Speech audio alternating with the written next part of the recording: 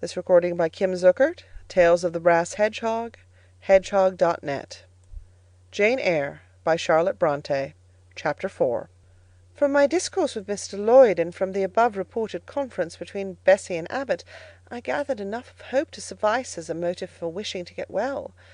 A change seemed near. I desired and waited it in silence. It tarried, however. Days and weeks passed. I had regained my normal state of health, but no new allusion was made to the subject over which I brooded. Mrs. Reed surveyed me at times with a severe eye, but seldom addressed me. Since my illness she had drawn a more marked line of separation than ever between me and her own children, appointing me a small closet to sleep in by myself, condemning me to take my meals alone and pass all my time in the nursery, while my cousins were constantly in the drawing-room. Not a hint, however, did she drop about sending me to school. Still I felt an instinctive certainty that she would not long endure me under the same roof with her, for her glance, now more than ever, when turned on me, expressed an insuperable and rooted aversion. Eliza and Georgiana, evidently acting according to others, spoke to me as little as possible. John thrust his tongue in his cheek whenever he saw me, and once attempted chastisement, but as I instantly turned against him, roused by the same sentiment of deep ire and desperate revolt which had stirred my corruption before, he thought it better to desist, and ran from me, tittering execrations, and vowing I had burst his nose. I had indeed levelled at that prominent feature as hard a blow as my knuckles could inflict, and when I saw that either that or my look daunted him, I had the greatest inclination to follow up my advantage to purpose. But he was already with his mamma. I heard him in a blubbering tone commence the tale of how that nasty Jane Eyre had flown at him like a mad cat. He was stopped rather harshly. "Don't talk to me about her, John. I told you not to go near her. She is not worthy of notice. I do not choose that either you or your sisters should associate with her." Here, leaning over the banister, I cried out suddenly, and without at all deliberating on my words, "They are not fit to associate with me." Mrs. Reed was a rather stout woman, but on hearing this strange and audacious declaration, she ran nimbly up the stair, swept me like a whirlwind into the nursery, and crushing me down on the edge of my crib, dared me in an emphatic voice to rise from that place, or utter one syllable during the remainder of the day. "What would Uncle Reed say to you if he were alive?" was my scarcely voluntary demand. I say scarcely voluntary, for it seemed as if my tongue pronounced words without my will consenting to their utterance.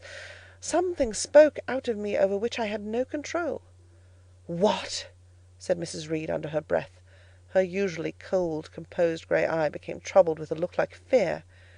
She took her hand from my arm, and gazed at me as if she really did not know whether I were child or fiend. I was now in for it. "My Uncle Reed is in heaven, and can see all you do and think, and so can papa and mamma. They know how you shut me up all day long, and how you wish me dead." Mrs. Reed soon rallied her spirits. She shook me most soundly. She boxed both my ears, and left me without a word. Bessie supplied the hiatus by a homily of an hour's length, in which she proved beyond a doubt that I was the most wicked and abandoned child ever reared under a roof. I half believed her, for I felt indeed only bad feelings surging in my breast. November, December, and half of January passed away. Christmas and the New Year had been celebrated at Gateshead with the usual festive cheer. Presents had been interchanged, dinners and evening parties given. From every enjoyment I was, of course, excluded. My share of the gaiety consisted in witnessing the daily apparelling of Eliza and Georgiana, and seeing them descend to the drawing-room dressed out in the thin muslin frocks and scarlet sashes, with hair elaborately ringletted, and afterwards in listening to the sound of the piano, or the harp played below, to the passing to and fro of the butler and footman, to the jingling of glass and china as refreshments were handed, to the broken hum of conversation as the drawing-room door opened and closed. When tired of this occupation, I would retire from the stairhead to the solitary and silent nursery. There, though somewhat sad, I was not miserable. To speak truth, I had not the least wish to go into company, for in company I was very rarely noticed, and if Bessie had been but kind and companionable, I should have deemed it a treat to spend the evenings quietly with her, instead of passing them under the formidable eye of Mrs. Reed in a room full of ladies and gentlemen. But Bessie, as soon as she had dressed her young ladies, used to take herself off to the lively regions of the kitchen and housekeeper's room, generally bearing the candle along with her. I then sat with my doll on my knee till the fire got low, glancing round occasionally to make sure that nothing worse than myself haunted the shadowy room, and when the embers sank to a dull red, I undressed hastily, tugging at knots and strings as I best might, and sought shelter from cold and darkness in my crib. To this crib I always took my doll. Human beings must love something, and in the dearth of worthier objects of affection, I contrived to find a pleasure in loving and cherishing a faded graven image, shabby as a miniature scarecrow. It puzzles me now to remember with what absurd sincerity I doted on this little toy, half fancying it alive and capable of sensation. I could not sleep unless it was folded in my nightgown, and when it lay there safe and warm, I was comparatively happy, believing it to be happy likewise.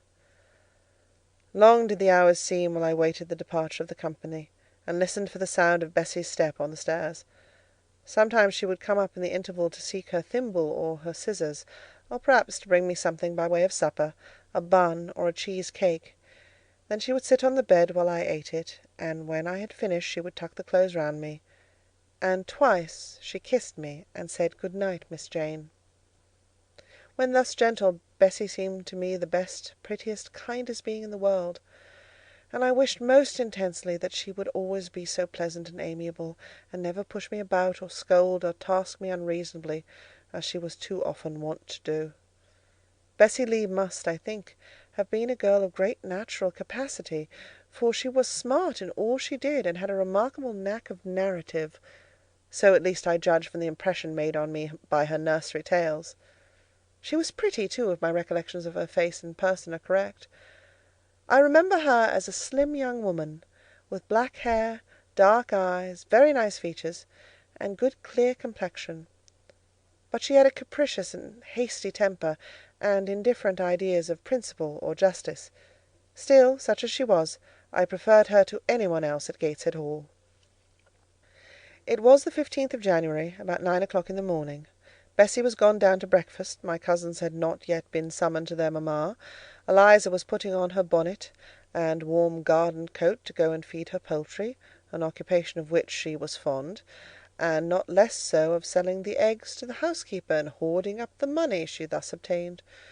She had a turn for traffic, and a marked propensity for saving, shown not only in the vending of eggs and chickens, but also in driving hard bargains with the gardener about flower roots, seeds, and slips of plants. That functionary having orders from Mrs. Reed to buy of his young lady all the products of her parterre she wished to sell, and Eliza would have sold the hair off her head if she could have made a handsome profit thereby. As to her money, she first secreted it in odd corners, wrapped in a rag or an old curl paper, but some of these hoards having been discovered by the housemaid, Eliza, fearful of one day losing her valued treasure, consented to entrust it to her mother, at a usurious rate of interest, 50 or 60 per cent., which interest she exacted every quarter, keeping her accounts in a little book with anxious accuracy. Georgiana sat on a high stool dressing her hair at the glass, and interweaving her curls with artificial flowers and faded feathers, of which she had found a store in a drawer in the attic. I was making my bed, having received strict orders from Bessie to get it arranged before she returned, for Bessie now frequently employed me as a sort of under-nursery maid, to tidy the room, dust the chairs, etc. Having spread the quilt and folded my nightdress, I went to the window-seat to put in order some picture-books and doll's house furniture scattered there. An abrupt command from Georgiana to let her playthings alone, for the tiny chairs and mirrors, the fairy plates and cups, were her property, stopped my proceedings. And then, for lack of other occupation, I fell to breathing on the frost flowers with which the window was fretted, and thus clearing a space in the glass through which I might look out on the grounds, where all was still and petrified under the influence of a hard frost. From this window were visible the porter's lodge and the carriage road, and just as I dissolved so much of the silver-white foliage veiling the panes as left room to look out, I saw the gates thrown open, and a carriage roll through. I watched it ascending the drive with indifference. Carriages often came to Gateshead, but none ever brought visitors in whom I was interested. It stopped in front of the house. The door-bell rang loudly. The newcomer was admitted. All this being nothing to me, my vacant attention soon found livelier attraction in the spectacle of a little hungry robin, which came and chirruped on the twigs of the leafless cherry-tree nailed against the wall near the casement. The remnants of my breakfast of bread and milk stood on the table, and having crumbled a morsel of roll, I was tugging at the sash to put out the crumbs on the window-sill, when Bessie came running upstairs into the nursery. "Miss Jane, take off your pinafore. What are you doing there? Have you washed your hands and face this morning?" I gave another tug before I answered, for I wanted the bird to be secure of its bread. The sash yielded. I scattered the crumbs, some on the stone sill, some on the cherry-tree bough. Then, closing the window, I replied, "No, Bessie, I have only just finished dusting." "Troublesome, careless child! What are you doing now? You look quite red, as if you'd been about some mischief. What were you opening the window for?" I was spared the trouble of answering, for Bessie seemed in too great a hurry to listen to explanations. She hauled me to the washstand, inflicted a merciless but happily brief scrub on my face and hands with soap, water, and a coarse towel, disciplined my head with a bristly brush, denuded me of my pinafore, and then, hurrying me to the top of the stairs, bid me go down directly, as I was wanted in the breakfast-room. I would have asked who wanted me. I would have demanded if Mrs. Reed was there, but Bessie was already gone, and had closed the nursery door upon me. I slowly descended. For nearly 3 months I had never been called to Mrs. Reed's presence. Restricted so long to the nursery, the breakfast, dining, and drawing-rooms were become for me awful regions, on which it dismayed me to intrude. I now stood in the empty hall. Before me was the breakfast-room door, and I stopped, intimidated and trembling. What a miserable little poltroon had fear, engendered of unjust punishment, made of me in those days! I feared to return to the nursery, and feared to go forward to the parlour. 10 minutes I stood in agitated hesitation. The vehement ringing of the breakfast-room bell decided me. I must enter. "Who could want me?" I asked inwardly, as with both hands I turned the stiff door-handle, which, for a second or two, resisted my efforts. What should I see besides Aunt Reed in the apartment, a man or woman? The handle turned, the door unclosed, and passing through and curtsying low, I looked up at a black pillar. Such, at least, appeared to me at first sight, the straight, narrow, sable-clad shape standing erect on the rug. The grim face at the top was like a carved mask, placed above the shaft by way of capital. Mrs. Reed occupied her usual seat by the fireside. She made a signal to me to approach. I did so, and she introduced me to the stony stranger with the words, "This is the little girl respecting whom I applied to you." He, for it was a man, turned his head slowly towards where I stood, and having examined me with the 2 inquisitive-looking grey eyes which twinkled under a pair of bushy brows, said solemnly, and in a bass voice, "Her size is small. What is her age?" 10 years. "So much?" was the doubtful answer, and he prolonged his scrutiny for some minutes. Presently he addressed me. "Your name, little girl?" "Jane Eyre, sir." In uttering these words I looked up. He seemed to me a tall gentleman, but then I was very little. His features were large, and they and all the lines of his frame were equally harsh and prim. "Well, Jane Eyre, now are you a good child?" Impossible to reply to this in the affirmative. My little world held a contrary opinion. I was silent. Mrs. Reed answered for me by an expressive shake of the head, adding soon, "Perhaps the less said on that subject the better, Mr. Brocklehurst." "Sorry indeed to hear it. She and I must have some talk." And bending from the perpendicular, he installed his person in the armchair opposite Mrs. Reed's. "Come here," he said. I stepped across the rug. He placed me square and straight before him. What a face he had, now that it was almost on a level with mine! What a great nose! And what a mouth! And what large, prominent teeth! "No sight so sad as that of a naughty child," he began, "especially a naughty little girl. Do you know where the wicked go after death?" "They go to hell," was my ready and orthodox answer.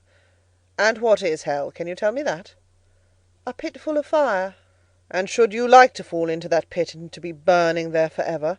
"No, sir." "What must you do to avoid it?" I deliberated a moment. My answer, when it did come, was objectionable. "I must keep in good health and not die." "How can you keep in good health? Children younger than you die daily. I buried a little child of 5 years old only a day or 2 since. A good little child, whose soul is now in heaven. It is to be feared the same could not be said of you, were you to be called hence." Not being in a condition to remove his doubt, I only cast my eyes down on the 2 large feet planted on the rug, and sighed, wishing myself far enough away. I hope that sigh is from the heart, and that you repent of ever having been the occasion of discomfort to your excellent benefactress." "Benefactress, benefactress!" said I, inwardly. "They all call Mrs. Reed my benefactress. If so, a benefactress is a disagreeable thing." "Do you say your prayers night and morning?" continued my interrogator. "Yes, sir." "Do you read your Bible?" "Sometimes."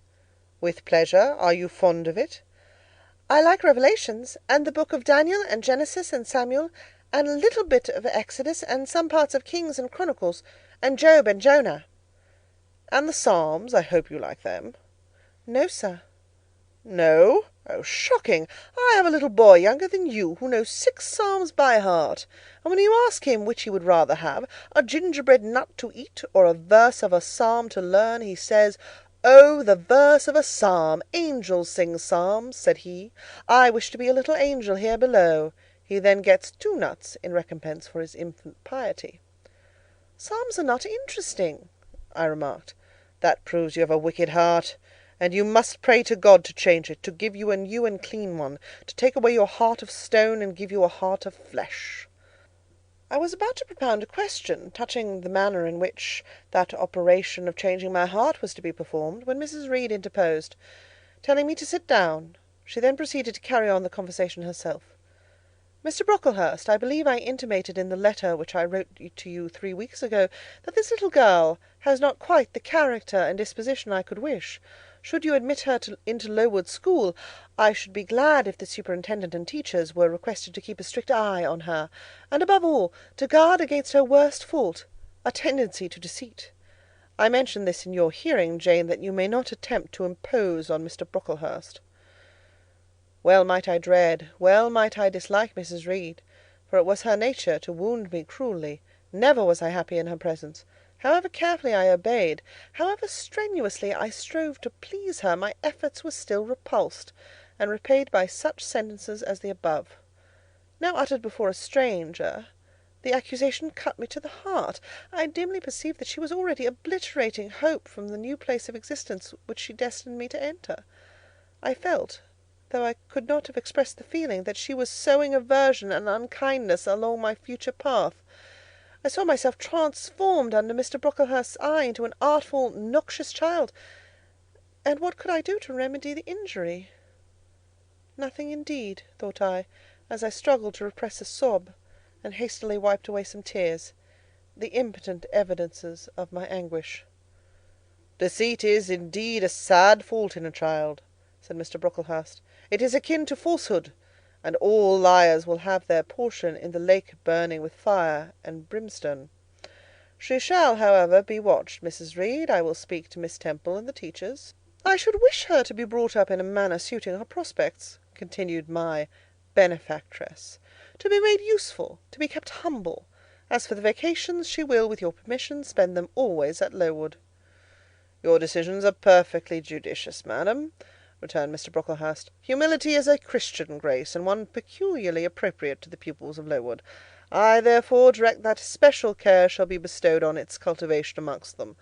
I have studied how best to mortify in them the worldly sentiment of pride, and only the other day I had a pleasing proof of my success. My second daughter, Augusta, went with her mamma to visit the school, and on her return she exclaimed, 'Oh, dear papa, how quiet and plain all the girls at Lowood look, with their hair combed behind their ears, and their long pinafores, and those little holland pockets outside their frocks. They are almost like poor people's children. And,' said she, 'they looked at my dress and mamma's as if they had never seen a silk gown before.'" "This is the state of things I quite approve," returned Mrs. Reed. "Had I sought all England over, I could scarcely have found a sister more exactly fitting a child like Jane Eyre. Consistency, my dear Mr. Brocklehurst, I advocate consistency in all things." "Consistency, madam, is the first of Christian duties, and it has been observed in every arrangement connected with the establishment of Lowood. Plain fare, simple attire, unsophisticated accommodations, hardy and active habits, such is the order of the day in the house and its inhabitants." "Quite right, sir. I may then depend upon this child being received as a pupil at Lowood, and there being trained in conformity to her position and prospects?" "Madam, you may. She shall be placed in that nursery of chosen plants, and I trust she will show herself grateful for the inestimable privilege of her election. I will send her then as soon as possible, Mr. Brocklehurst, for, I assure you, I feel anxious to be relieved of a responsibility that was becoming too irksome. No doubt, madam. And now I wish you good morning. I shall return to Brocklehurst Hall in the course of a week or two. My good friend the Archdeacon will not permit me to leave him sooner. I shall send Miss Temple notice that she is to expect a new girl, so that there will be no difficulty about receiving her. Good-bye. Good-bye, Mr. Brocklehurst. Remember me to Mrs. and Miss Brocklehurst, and to Augusta and Theodore, and Master Brontë Brocklehurst. I will, madam. Little girl, here is a book entitled The Child's Guide. Read it with prayer, especially that part containing an account of the awfully sudden death of Martha G., a naughty child, addicted to falsehood and deceit. With these words, Mr. Brocklehurst put into my hand a thin pamphlet, sewn in a cover, and having rung for his carriage, he departed. Mrs. Reed and I were left alone. Some minutes passed in silence. She was sewing. I was watching her. Mrs. Reed might be at that time some 6 or 37. She was a woman of robust frame, square-shouldered and strong-limbed, not tall, and though stout, not obese. She had a somewhat large face, the under-jaw being much developed and very solid. Her brow was low, her chin large and prominent, mouth and nose sufficiently regular. Under her light eyebrows glimmered an eye devoid of ruth. Her skin was dark and opaque, her hair nearly flaxen. Her constitution was sound as a bell. Illness never came near her. She was an exact, clever manager. Her household and tenantry were thoroughly under her control. Her children only at times defied her authority and laughed it to scorn. She dressed well, and had a presence and port calculated to set off handsome attire. Sitting on a low stool, a few yards from her armchair, I examined her figure. I perused her features. In my hand I held the tract containing the sudden death of the liar, to which narrative my attention had been pointed as to an appropriate warning. What had just passed, what Mrs. Reed had said concerning me to Mr. Brocklehurst, the whole tenor of their conversation, was recent, raw, and stinging in my mind. I had felt every word as acutely as I had heard it plainly, and a passion of resentment fermented now within me. Mrs. Reed looked up from her work, her eye settled on mine, her fingers at the same time suspended their nimble movements. "Go out of the room, return to the nursery," was her mandate. My look, or something else, must have struck her as offensive, for she spoke with extreme, though suppressed irritation. I got up, I went to the door, I came back again, I walked to the window, across the room, and then close up to her. Speak I must. I had been trodden on severely, and must turn, but how? What strength had I to dart retaliation at my antagonist? I gathered my energies and launched them in this blunt sentence. I am not deceitful. If I were, I should say I loved you. But I declare I do not love you. I dislike you the worst of anybody in the world except John Reed. And this book about the liar you may give to your girl Georgiana, for it is she who tells lies, and not I. Mrs. Reed's hands still lay on her work inactive. Her eye of ice continued to dwell freezingly on mine. "What more have you to say?" she asked, rather in the tone in which a person might address an opponent of adult age, than such as is ordinarily used to a child. That eye of hers, that voice, stirred every antipathy I had. Shaking from head to foot, thrilled with ungovernable excitement, I continued, "I am glad you are no relation of mine. I will never call you aunt again as long as I live. I will never come to see you when I am grown up. And if anyone asks me how I liked you, and how you treated me, I will say the very thought of you makes me sick, and that you treated me with miserable cruelty." How dare you affirm that, Jane Eyre? How dare I, Mrs. Reed? How dare I? Because it is the truth. You think I have no feelings, and that I can do without one bit of love or kindness.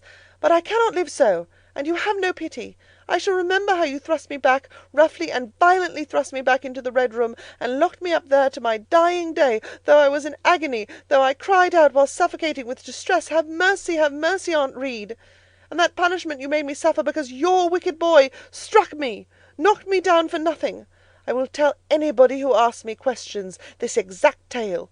People think you are a good woman, but you are bad, hard-hearted. You are deceitful.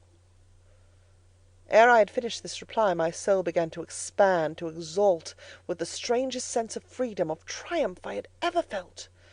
It seemed as if an invisible bond had burst, and that I had struggled out into unhoped-for liberty.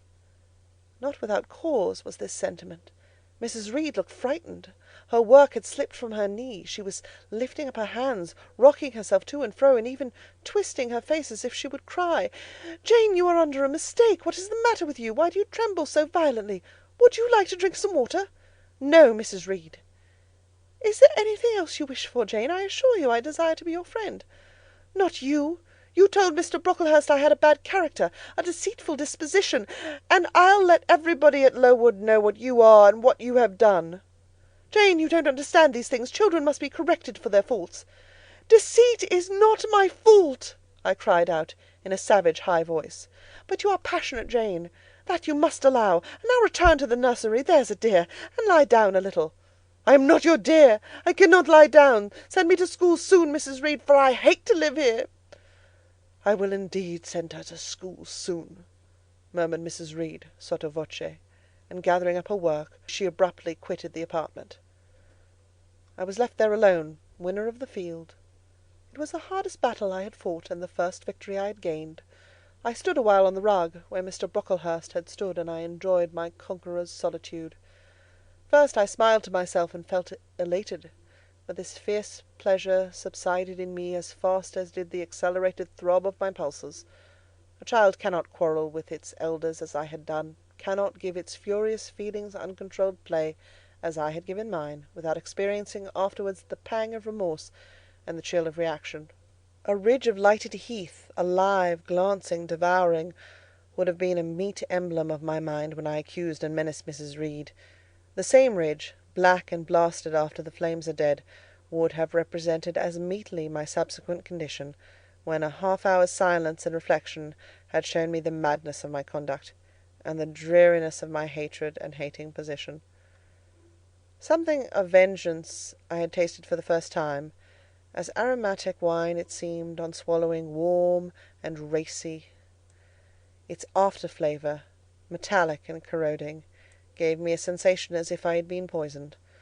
Willingly would I now have gone and asked Mrs. Reed's pardon, but I knew, partly from experience and partly from instinct, that was the way to make her repulse me with double scorn, thereby re-exciting every turbulent impulse of my nature. I would fain exercise some better faculty than that of fierce speaking, fain find nourishment for some less fiendish feeling than that of sombre indignation. I took a book, some Arabian tales. I sat down and endeavoured to read. I could make no sense of the subject. My own thoughts swam always between me and the page I had usually found fascinating. I opened the glass door in the breakfast-room. The shrubbery was quite still.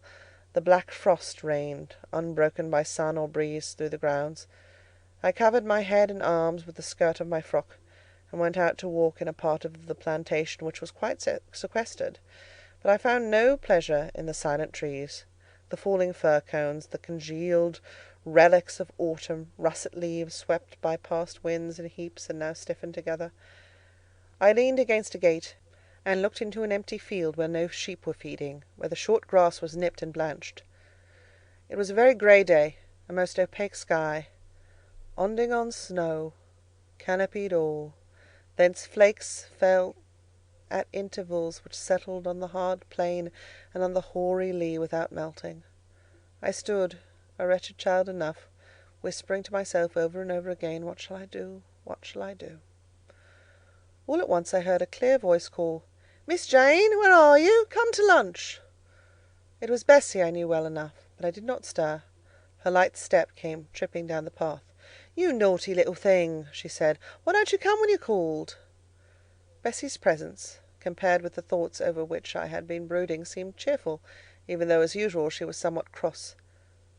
The fact is, after my conflict with and victory over Mrs. Reed, I was not disposed to care much for the nurserymaid's transitory anger, and I was disposed to bask in her youthful lightness of heart.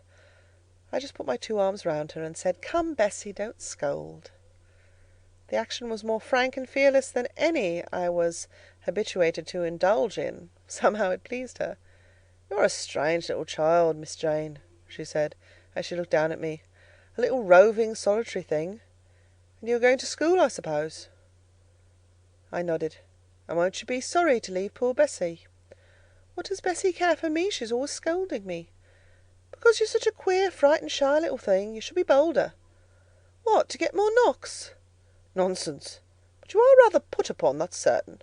My mother said, when she came down to see me last week, she would not like a little one of her own to be in your place. Now come in. I've got some good news for you." "I don't think you have, Bessie." "Child, what do you mean? What sorrowful eyes you fix on me?" "Well, but Missis and the young ladies and Master John are going out to tea this afternoon, and you shall have tea with me. I'll ask cook to bake you a little cake, and then you shall help me to look over your drawers, for I am soon to pack your trunk. Missis intends you to leave Gateshead in a day or two, and you shall choose what toys you like to take with you." "Bessie, you must promise not to scold me any more till I go." "Well, I will. But mind you're a very good girl, and don't be afraid of me. Don't start when I chance to speak rather sharply. It's so provoking." "I don't think I shall ever be afraid of you again, Bessie, because I've gotten used to you, and I shall soon have another set of people to dread." "If you dread them, they'll dislike you." "As you do, Bessie." "I don't dislike you, miss. I believe I'm fonder of you than of all the others." "You don't show it." "You sharp little thing. You've got quite a new way of talking.